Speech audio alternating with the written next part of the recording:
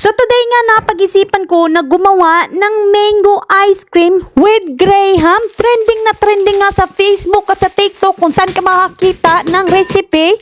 At of course, susubukan natin para naman matikman natin ang napakasarap. Naglalaway talaga ako at thank God nakakita ko ng mangga from Australia, not from Philippines. At nakapunta din ako sa Filipino shop nung isang araw at nakabili ako ng mga ingredients na gagamitin natin. Unang-una nga pala is biniyak ko yung ating graham crackers. Sunod naman is naglagay ako ng all-purpose cream, Nestle cream, mango condensada. Ito nga pala ay from Jersey daw. At ngayon naman is hati-hatiin natin yung mangga into pieces.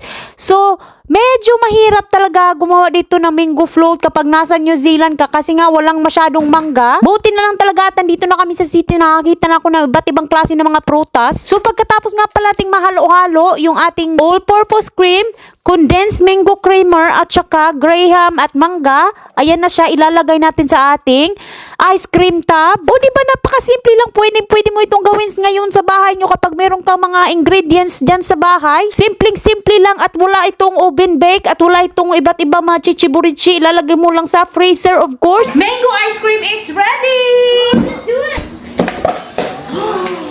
Wow! Look at that! Okay, too, look at that! Do you want some mango ice cream? A little bit. Okay. Because I just came. Okay. Yeah, but it's alright. Need to cool down a bit. Then you.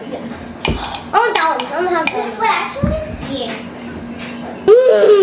Delicious?